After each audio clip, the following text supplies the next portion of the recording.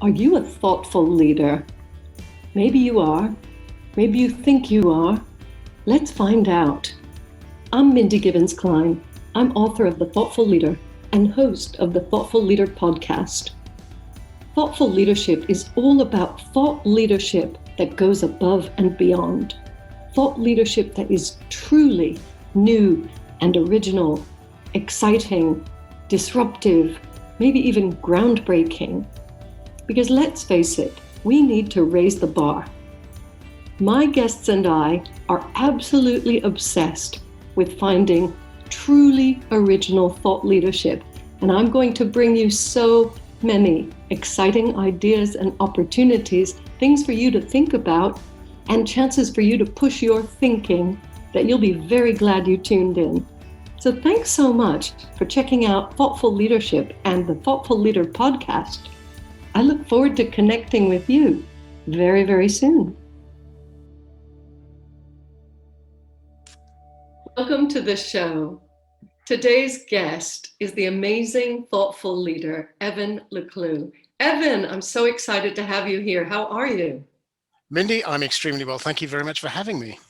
This is a real pleasure because we had a podcast interview with your business partner, Warsha Joshi, and we wanted to actually have each of you on the show separately. The reason for this is even when you work together in a business, when you start a business, every founder has their own insights and their own take on things. And I know you have your own, as well as your own personality. So let's get started. Oh, totally. And as you said, everybody has their own journey. So of course that has an influence on how you get to where you are now. Cool. Well, actually, let's talk about your journey.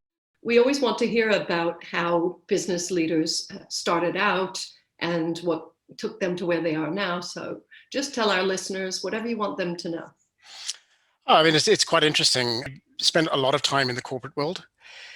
First in hospitality, then in sort of private equity, a listed property trust. And a little bit later, I actually moved to Dubai. So I did a lot of my initial training and work, if you will, in Australia, different resorts, city properties, some wonderful resort properties.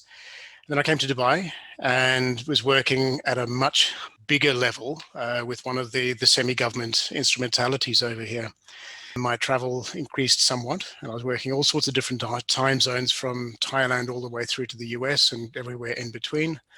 And along with some of the private equity and the property developments that we're definitely looking at was also some of the mega projects in Dubai. So it was very, very, very interesting. But, come 2017, enough is enough. And Warsha at that stage is already running her own businesses really successfully. And for me, it was enough. I wanted to do something, well, for us, I guess, is the simple space. And more than that, it was being able to share the knowledge that I'd learned over all this time and actually put it in the hands of an SME, right, who doesn't have access to some of the bigger corporate, I suppose, methodologies and trainings, if you will. But it was very much, working with an SME. And over time, I'm very much in the mentor space. And for me, it's one of the sort of passions I have. It's financial literacy. So whether it's a private citizen or a business owner or something in between, it's helping that business owner really get a good handle on financial literacy and helping them make the best decisions they can with the information and improving the information they have to make better decisions. So it's all good. So for 4 years, I've been working with Warsha in our businesses and absolutely loving it. Great. And I know that you are a powerful team. I will pick up on the corporate and the financial literacy, but I have to ask the question that many of our listeners will be asking themselves right now. How is it to work in a business context with your life partner? Very interesting, both exciting and sometimes frustrating in the sense that you need to learn to agree when to put the off switch, to engage the off switch, if you will. Like in the mornings, we love to have a cup of tea together. And every now and then it happens where you slip into business mode and it's like, oh, come on, let's just enjoy this time together. So as long as you have a defined space, if you will, particularly, look, at some point, if the business needs a decision made, you agree who has the right of veto, if you want to call it that. And you just have a sort of a space where you work together. That definitely works best. So The boundaries. yeah, it is the boundaries, because it's one of the hardest things is knowing when you're in private time or intimate time. I mean, on occasions you're on your way to bed and something for the business pops up and it's like, oh, come on, really? So it's finding those boundaries, as you say.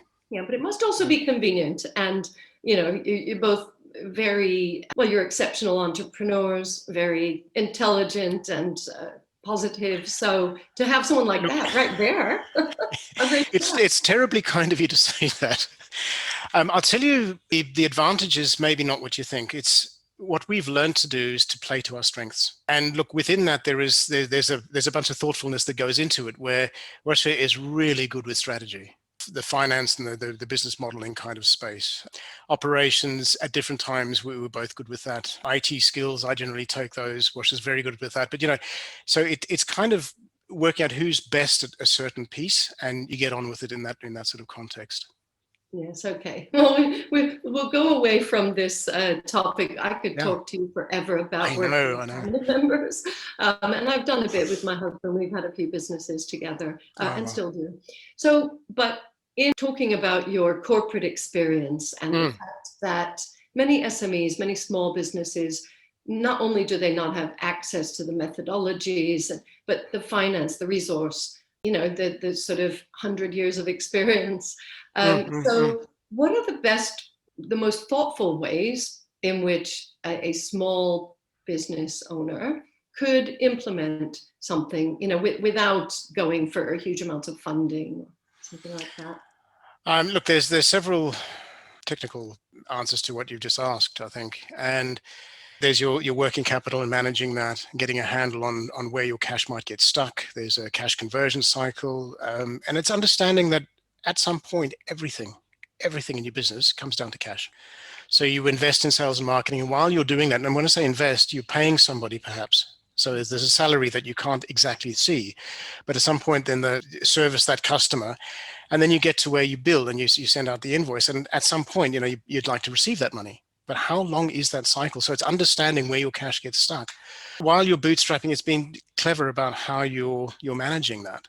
So that's one of the biggest pieces. And look, even a book as simple as Robert Kiyosaki's Rich Dad, Poor Dad is very, very helpful, because it helps you understand what an investment is. It's something that puts money in your pocket. So when you're looking at it from that perspective and getting that cash back into your business, that's the fundamental thing, and never lose sight of that. Just thinking before making any investment or anything that cash is everything, cash management should be top priority. And for the thoughtful leader, or someone who wants to be more thoughtful, lack of cash, and the other is a lack of strategy. So having that big picture in mind and then making your investment decisions based on that to make sure it aligns, that'll definitely hold you in good stead. Yeah. Well, at the Thoughtful Leader headquarters, we believe that you need to be thoughtful at different stages. So being thoughtful about the business, the strategy planning, but then things come up and the thoughtful leader needs to implement that same decision-making strategy, as in not rushing in, treating it the same way, but maybe having to do it faster at different times or times of crisis. No, absolutely. And there's so many levels to thoughtfulness. One is being cautious, and the other one is being mindful and inclusive of other people in your business, because there's no way you can do everything yourself. So like you say, there's a whole bunch of places where thoughtfulness actually comes into play. Yes, fantastic. Evan, you are a font of knowledge. I wonder if you would also be willing to share with the listeners a mistake or error of judgment that you made in your past that worked out okay. So you don't have to tell us, the dirty laundry secrets, but, is there something that you did that wasn't so clever, but you resolved it? In most cases, and for me, there's no such thing as a mistake. There's feedback, right? So you learn from what you do. Well, hopefully you learn. One thing that happened at the time I thought happened to me, but ended up happening for me, in the sense that I did learn from it. I went into a new role as at that stage was a finance director, and it was in a hotel, and it was a very, very tight-knit team, and their model of the world and their understanding of things was a little bit different to mine, because I'd actually left hotel operations, gone into private equity, and learned a whole bunch of other things, then went back into operations. So my outlook was different, so to speak. But the mistake I made was I could see areas where we could definitely tighten up. But what I didn't do was build decent rapport and sit with empathy with the existing team to find out how they did things, and then, artfully find a way to make the improvements.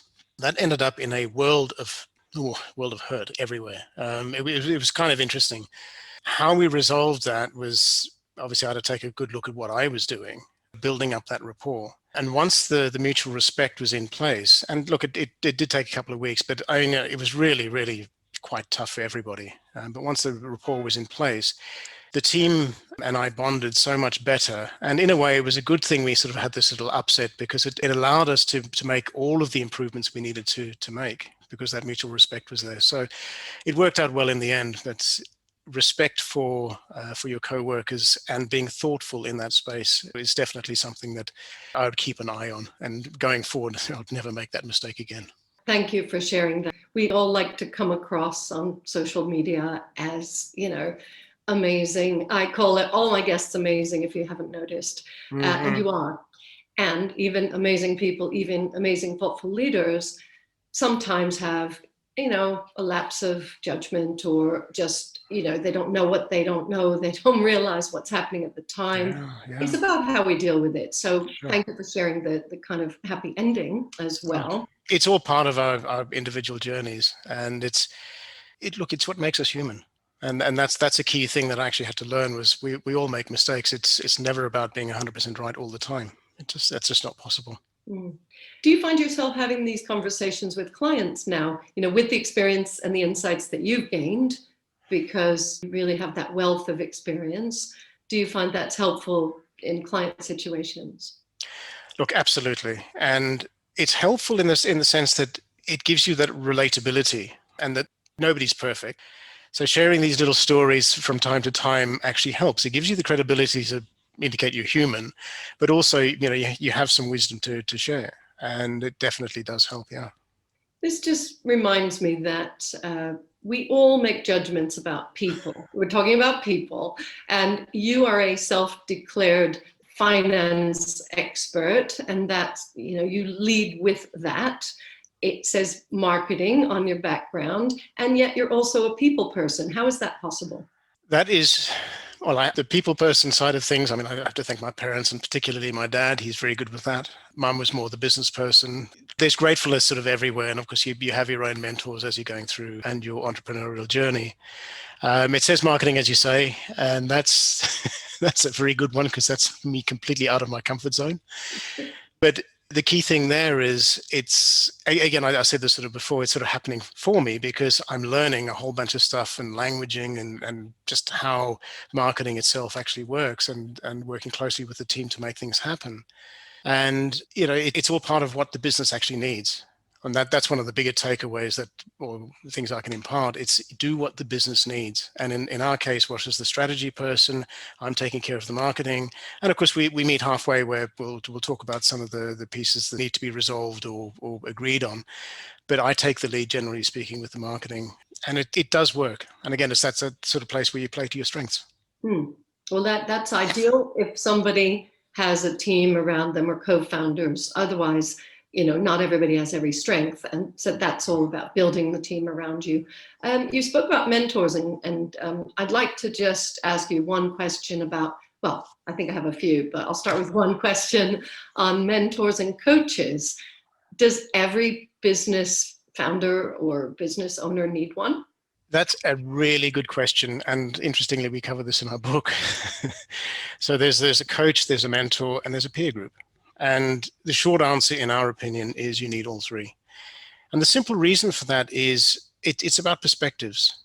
A coach is like you're in the middle of the bullseye with you, is helping see things from the business's perspective, and seeing if there's any secondary gain as to what the owner's actually, or the founder's doing, just to make sure everything is aligned with what the business needs. The mentor it's like a niche place, it's a specific skill set within the business somewhere. So like finance, for example, if I'm mentoring from the finance space, it's very specifically there, Peer groups are the most interesting, and that is, you have like-minded owners sitting around the table. Different businesses, different industries, but you know what? A business pretty much works the same regardless of industry. And to have an owner sit there at the same level as you and hold you accountable and actually challenge you on what you're doing is the key thing. So, like I say, for us, it really is, you have all three. And it's up to you which one you do. But, you get different value at a minimum. Definitely get a coach and a peer group as well. Right. Okay. Or all three, ideally.